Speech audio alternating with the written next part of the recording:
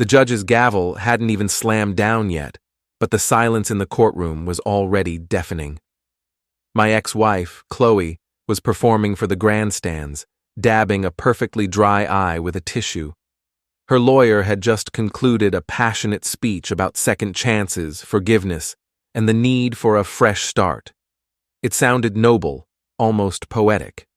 But in the cold language of their legal filing, a fresh start meant she would get half of my company, the house I built with my own 2 hands, and substantial lifelong alimony.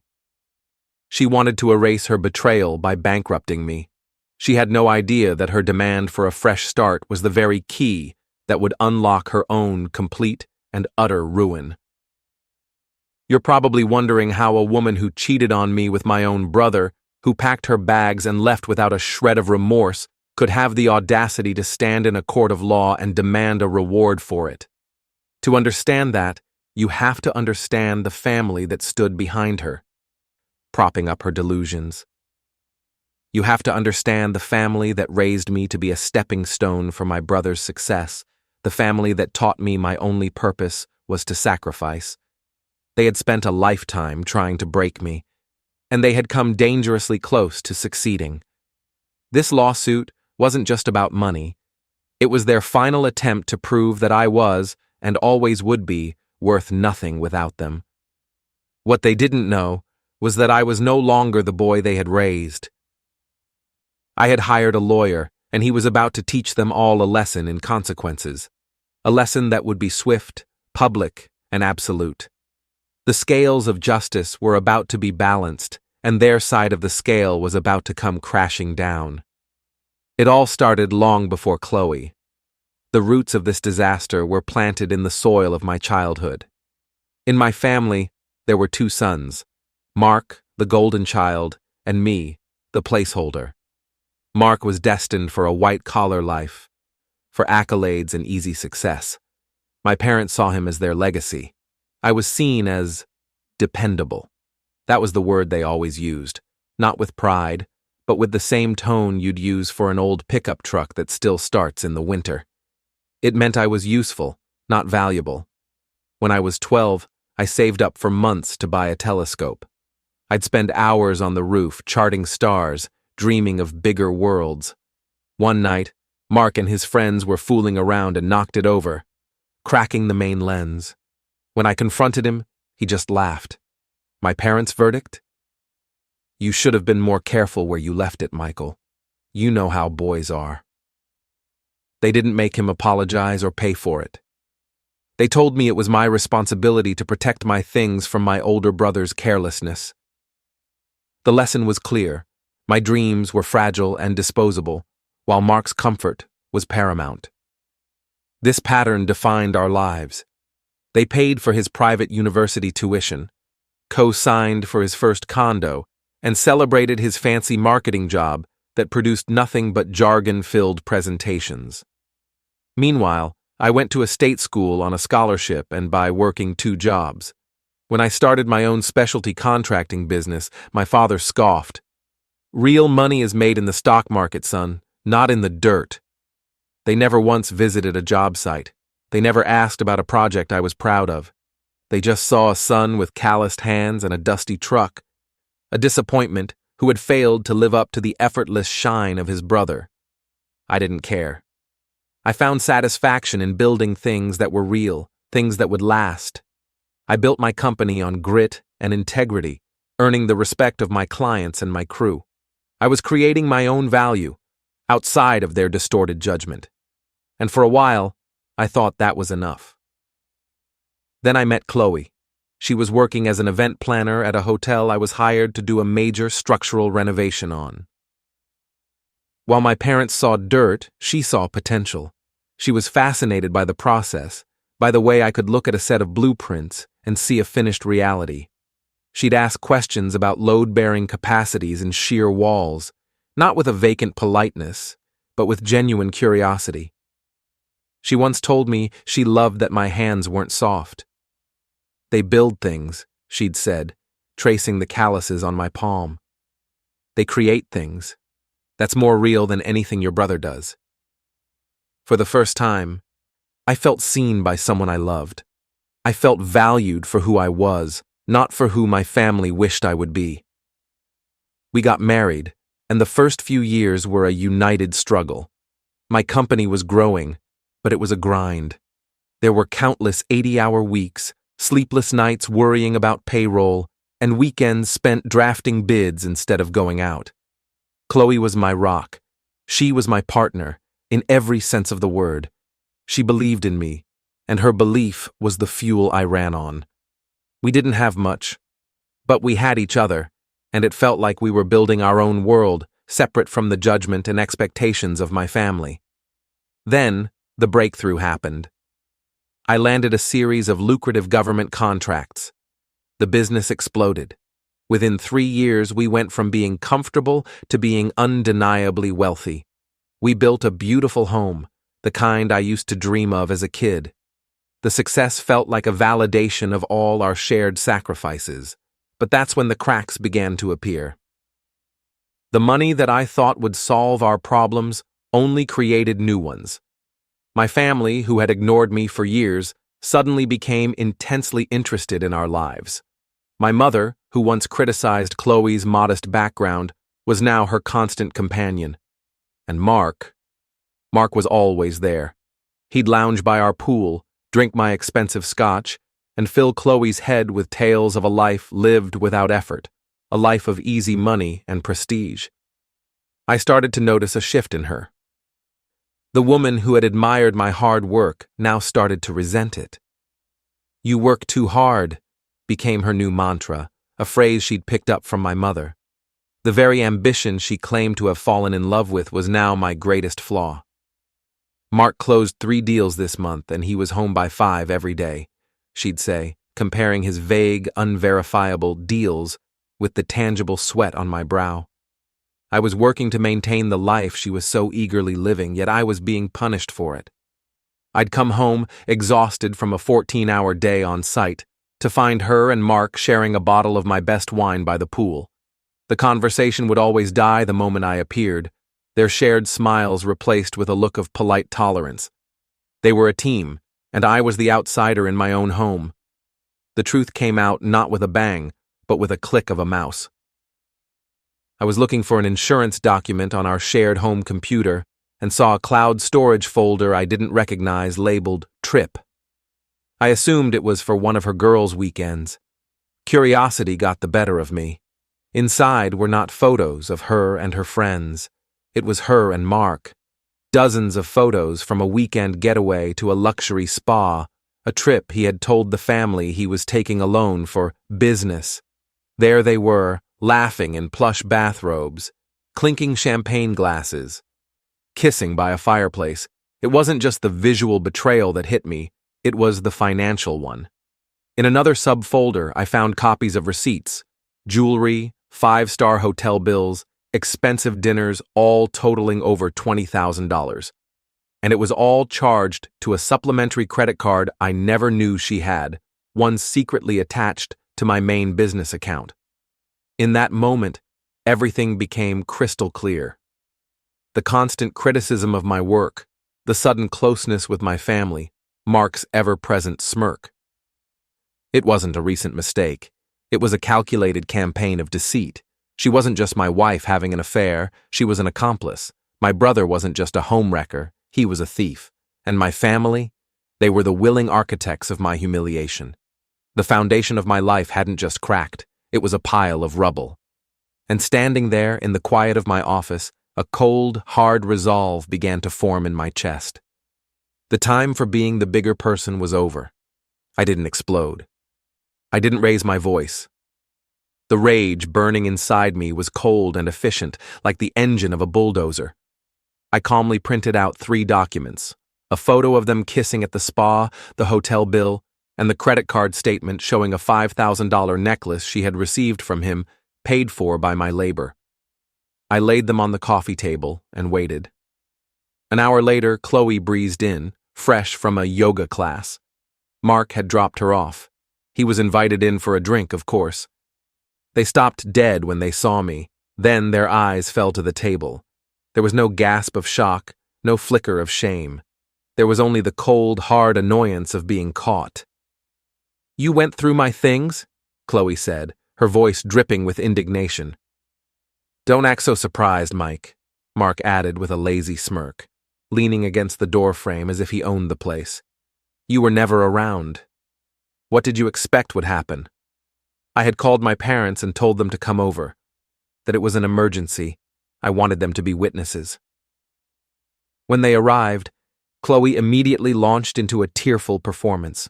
She spoke of loneliness, of feeling neglected. My mother rushed to her side, stroking her back and glaring at me. "How could you let this happen, Michael?" she asked, her voice filled with disappointment, not for the son who had been betrayed, but for the one who had failed to prevent it. My father looked at Mark, who stood there defiantly. He then turned to me and said, "Mark was just looking out for her. You're the one who was always away. This is on you." In that moment, standing in my living room, surrounded by my smiling brother, my weeping wife, and my accusatory parents, I felt a profound sense of release. The final chain holding me to them had been broken. I looked at each of them, one by one. "Chloe," I said, my voice unnervingly calm, "pack a bag. I want you out of my house tonight." "This is my house too," she shrieked. "No, it's not," I replied, my voice like ice. "And you have 1 hour." I then looked at my parents and my brother. "All of you, get out." They left in a huff of self-righteous fury, convinced they were the victims. The next morning, I didn't wallow in self-pity. I made an appointment with David Sterling, an attorney whose reputation for dismantling arrogant spouses was legendary. The game was on. David Sterling's office was not what I expected. There were no mahogany desks or intimidating law books. It was a minimalist space with clean lines, glass walls, and a single, striking piece of modern art. Sterling himself was like his office, precise, calm, and devoid of unnecessary ornamentation. He was a man in his late 60s with sharp eyes that seemed to see right through you. He listened to my entire story for nearly an hour without interruption, his hands steepled on his glass desk. He didn't react to the story of my childhood, the affair, or the family betrayal.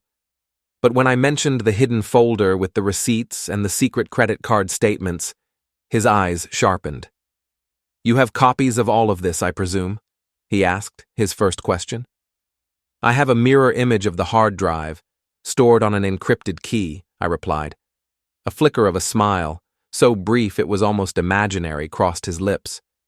"Excellent," he said, his tone shifting from passive listener to active strategist. "Mr. Thompson, your wife and her associate have made a classic mistake. They believe their greed is justified. They will build their case on a foundation of emotion, painting you as the villain. We will not engage them on that battlefield. We will let them talk. We will let them build their narrative. Our response will be quiet, cooperative, and based entirely on mathematics. Give an arrogant man enough rope, and he will fashion his own noose. In this case, they're braiding it for each other." His strategy was brilliant in its simplicity. When Chloe's petition for divorce arrived, it was exactly as Sterling had predicted. It was a work of pure fiction, demanding half of everything, including a controlling interest in my company, massive alimony, and the house free and clear. It was framed around her emotional suffering and her right to a fresh start. Our response was meek. We agreed to mediation and complied with all initial discovery requests without argument. Chloe and Mark mistook my silence for surrender. Their arrogance swelled to epic proportions. Chloe started driving a new convertible. Mark was heard boasting at the country club that he would soon be taking over the company. My parents told their friends how relieved they were that Chloe was finally getting away from her work-obsessed husband. They were celebrating their victory before the first battle had even been fought, completely oblivious to the fact that they weren't walking into a mediation. They were walking into a meticulously prepared ambush. The day of the mandatory mediation arrived. We sat across a polished mahogany table from Chloe and her lawyer, a slick man with a plastic smile named Peterson. To my surprise, Mark was there too, sitting slightly behind Chloe, playing the role of her supportive rock. His presence in the room was a flagrant display of their shared arrogance. Peterson launched into a monologue about Chloe's pain, her sacrifices, and the years she had lost supporting a husband who was emotionally absent. Chloe dutifully produced a tear on cue. They slid an offer across the table. It was their original ridiculous demand, only now they had also tacked on a request for her to receive my season tickets for the local NFL team. David Sterling didn't even glance at the offer. He pushed it aside gently and opened his leather-bound notepad. "We appreciate the summary, Mr. Peterson," he said in a mild tone. "Before we respond, I just have a few simple questions to clarify the financial picture of the marriage." He looked at Chloe.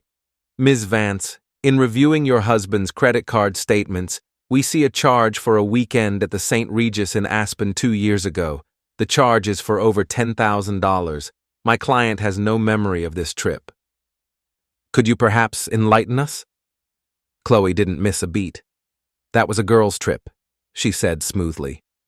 "A spa weekend. Michael was swamped with work. He probably doesn't even remember me being gone." Mark nodded in solemn agreement. "I see," Sterling said, making a small note. "And one final question. Your financial affidavit states you had no income other than a small personal allowance my client provided. Can you confirm for the mediator that you never had access to or made use of any of my client's business accounts or business credit cards for personal expenditures?" "Absolutely not," Chloe said, her voice full of false sincerity. "Michael kept his business finances completely separate. He was very controlling about money." Sterling closed his notepad. The entire questioning had taken less than 5 minutes. "Thank you, Ms. Vance. That provides us with all the clarity we need." He then stood up. "We reject your offer in its entirety. We will see you at trial." He turned and walked out, leaving them all sitting there, stunned and furious. In the elevator, he turned to me with that same rare, thin smile. They just committed perjury in a formal mediation. They officially lied about the theft. This just got much, much easier. And that is how we found ourselves in that courtroom, listening to her lawyer demand a fresh start, completely unaware that we had a recording of her building the foundation of her own demise. And so, we were back where we started. In the courtroom, the echo of her lawyer's final, passionate plea for a fresh start still hanging in the air. Chloe was looking at the judge with a practiced, sorrowful expression. My parents were in the back row, beaming with pride for the son who had stood by this supposedly wronged woman. They all believed the final act was about to play out as they had written it. They were about to find out that I had brought a new script. David Sterling rose slowly. He carried no thick brief, no stack of intimidating files. He had a single, slim binder. He walked to the lectern and arranged his notes, creating a deliberate, tense silence. "Your Honor," he began, his voice calm and clear, cutting through the emotional residue left by the previous speech. "My colleague, Mr. Peterson, is correct. This proceeding is, indeed, about a fresh start." He paused, letting the words hang in the air. Chloe and her lawyer exchanged a confused but triumphant look. "It is about a fresh start from a marriage that was poisoned by deceit," Sterling continued, his voice dropping slightly, becoming harder. "It is about a fresh start from a coordinated campaign of financial theft. And it is about a fresh start from the audacious attempt to commit fraud upon this very court." A murmur went through the gallery. Peterson jumped to his feet. "Objection! Your Honor, counsel is being inflammatory." "Overruled," the judge said, her eyes now fixed on Sterling. "I'll allow him to connect the dots. Proceed, Mr. Sterling." "Thank you, Your Honor." Sterling opened the binder. "I would like to enter into evidence Exhibit A, the official transcript from the mandatory mediation held on June 12th. He projected it onto the screen. On page 7, line 14, I asked Ms. Vance if she had ever made use of my client's business credit cards for personal use. Her answer, under oath in a formal proceeding, was, absolutely not. He then projected another section. On page 8, I asked her about a specific charge at the St. Regis in Aspen. She identified it as a girls' trip. Her words, Your Honor. He then clicked to the next slide. And now, Exhibit B. It was the business credit card statement with the $10,450 charge from the St. Regis highlighted in yellow. Below it were dozens more charges: luxury boutiques, 5-star restaurants, a jewelry store. The grand total of personal items, vacations, and gifts charged by Ms. Vance to this inaccessible business card comes to $172,458.19. Then he delivered the final blow. And Exhibit C. A photo filled the screen. It was Chloe and my brother Mark, wrapped in bathrobes, champagne glasses in hand, smiling in a hotel room. The St. Regis logo was clearly visible on the robes. Another photo showed Chloe at a restaurant, wearing the very necklace from the credit card receipt. The judge's face had turned to stone. She slowly turned her gaze from the screen to Chloe. Chloe was as white as a sheet, her mouth slightly open in a mask of pure horror. Her lawyer was frantically, uselessly, flipping through his own papers. He had been completely and totally ambushed. Mr. Peterson, the judge said, her voice dangerously quiet. She didn't look at him, but at Chloe. Your client, while not technically under oath today, was in a formal mediation that carries the weight of sworn testimony. She appears to have told a very different story then, compared to what these exhibits show. Would you or your client care to explain the discrepancy? Peterson, her lawyer, was a deer in the headlights. He stood up, shuffled his papers, and stammered, Your Honor, we would argue that these photos are irrelevant to the financial proceedings and an invasion of my client's privacy. The judge's eyes narrowed. An invasion of privacy? She repeated, her voice laced with ice. It seems to me the primary invasion of privacy was into your client's husband's financial accounts, to the tune of over $170,000. This evidence is not only relevant, it is the very heart of the matter. Sit down, Mr. Peterson. He collapsed back into his chair, defeated. The judge then turned her full attention to my ex-wife. Ms. Vance, she commanded. Look at me. Chloe reluctantly lifted her head, her face pale and streaked with real tears this time. I am denying your motion for a fresh start. In fact, I find it to be submitted in bad faith and bordering on an attempt to defraud this court. I am ruling that you have willfully dissipated marital assets. The amount of $172,458.19 is now considered a debt you owe to your husband. Any community property awarded to you in this divorce will first be used to pay back that debt in full. A choked sob escaped Chloe's lips. In the back of the courtroom, my mother looked like she had seen a ghost. But David Sterling wasn't finished. He stood once more. Your Honor, I have one final thing to add, he said, his voice resonating with finality. This is no longer just a divorce proceeding. In light of the systematic fraud we have uncovered, we have filed a separate civil suit against both Ms. Vance and Mr. Mark Thompson to recover damages to my client's business and reputation. He let that sink in before delivering the killing blow. Furthermore, a complete copy of our evidence, including bank statements, travel records, and the transcript from the mediation, was messengered to the district attorney's office this morning. It is now in their hands to determine whether this rises to the level of criminal charges for grand larceny and conspiracy to commit fraud. The courtroom erupted in gasps. Chloe let out a small shriek. I looked back at my brother, Mark. The smug confidence was gone, replaced by the raw, primal terror of a man whose entire world had just been set on fire.